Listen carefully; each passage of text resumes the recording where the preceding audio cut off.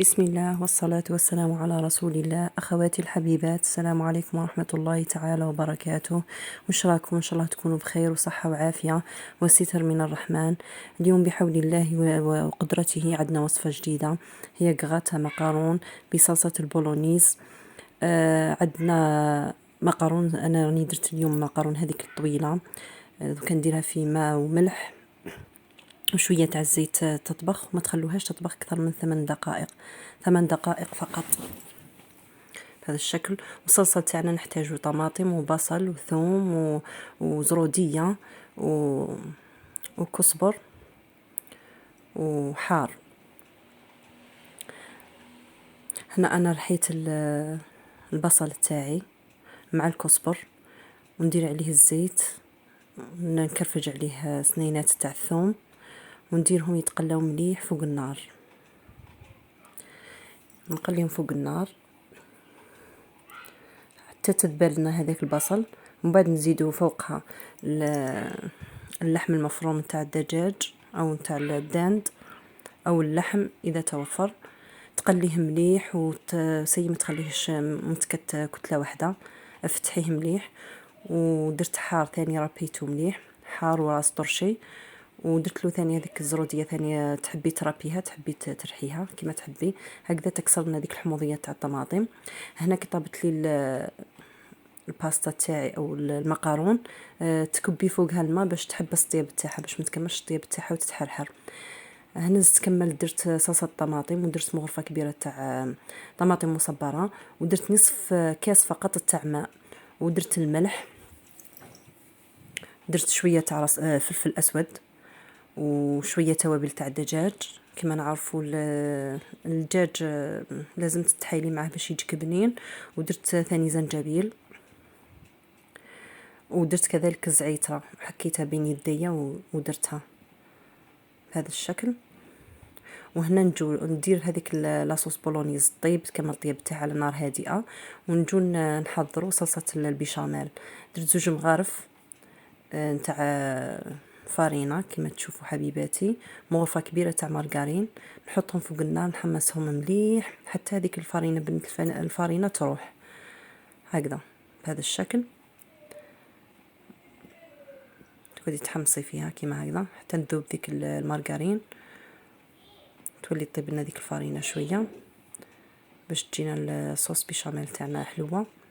وهذه لاصوص بولونيز قريب توجد، وريت لكم القوام تاعها. تخلوا فيها شويه لاصوص باش من بعد تجي المقارون تاعنا مشربه مليح بالنكهات تاع الصلصه. يعني يد في الصلصه تاع البولونيز وصلصه ويد في البيشاميل بهذا الشكل. ومن بعد نضيفوا لها الحليب كي يتحمص مليح لهذاك المارغرين مع الفارينه، نزيدوا لها 2 كيسان ونص حليب.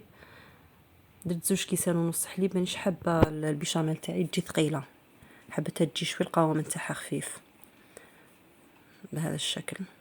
هذا الكاس الثاني، ونزيدوا نصف كاس اخر من الحليب هكذا حبيباتي. لا تنسوا تصلوا على الرسول عليه الصلاة والسلام. اللهم صل وسلم على سيدنا محمد عدد خلقك ورضا نفسك وزينة عرشك ومداد كلماتك. هنا لاصوص تاعي هي وجدت، نزيد لها لمسة فقط الكزبر ونغطي عليها نخليها حتى توجد لي البيشاميل تاعي. ومن بعد نكملوا اللمسة الأخيرة تاع المقارون. هنا نكمل، لازم تكملي تحركي ما تخليهاش تتحرق لك من تحت، لأنه تكتل لك من تحت الفارينة وتتحرق. لازم تقعدي تحركي فيها هكذا بهذا الشكل، تنحيش يدك من الكسرونة كامل بهذا الشكل.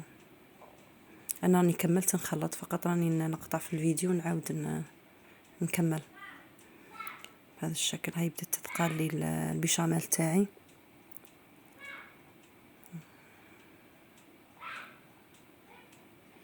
هذا كنزيدو ملعقه نتاع فرماج طاري، ونزيدو لها رشه تاع ملح، شويه تاع ملح وشويه تاع فلفل اسود، ونخلطوهم مع بعضهم حتى الفرماج يقعد شويه ما شغل قطع ما نورمال، شغل ما ماشي مشكل. تحبي تقدري تستغني على الفرماج، اذا ما توفرش عندك تقدري تستغني عليه بهذا الشكل. واللي عنده جوزة الطيب يدير حكة ثاني تاع جوزة الطيب ثاني تمد نكهة مليحة. هكذا حبيباتي هاي وجدت. هاي لاصوص تاعنا. هنا ندهنوا البلاط تاعنا بشوية تاع مارغرين ولا تاع زيت. نفرشوا الطبقة الأولى تاع المقارون. إذا ما توفرش عندك هذا المقارون تقدري ديري أي نوع من أنواع المقارون نتاعك، تقدري ديريها مع العجائن كامل، مع السباغيتي، مع بهذا الشكل. نديروا طبقة نتاع لاصوص هكذا، نفرشوها كامل على وجه تاع المقارون، عفوا. هكذا حبيباتي، اتمنى انكم تسيوا هذا الطبق لذيذ جدا وسريع.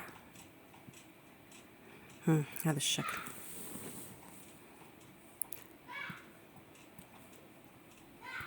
نزيدو نفرشوا طبقة تاع بيشاميل.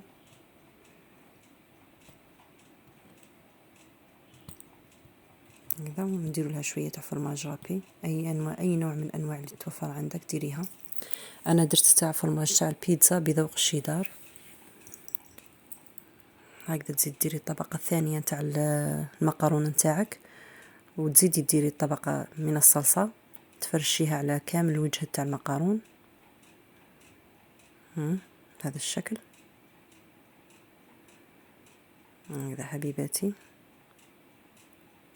هذه لاصوص تقدري تقدميها مع لابيري، تقدري تقدميها مع انواع بزاف تاع مرافقه، كشغل صلصه مرافقه. هنا تزيدي ديري بيشاميل وتزيدي الفرماج والى الفرن. ديريها الفرن، طيبيها شوي برك من تحت لان المكونات كامل طايبه، وتقغاتينيها من الفوق قيس ما يذوب هذاك الفرماج. وشهية طيبة. هذا هو الطبق، طبق التقديم. نتمنى من أخواتي أنهم يسيوه، مش راحين يندموا. في نهاية الفيديو لا تنسوا تصلون على النبي عليه الصلاة والسلام. اللهم صل وسلم على سيدنا محمد وعلى آله وصحبه وسلم تسليما كثيرا. حبيباتي، لا تنسون من صالح دعائكم.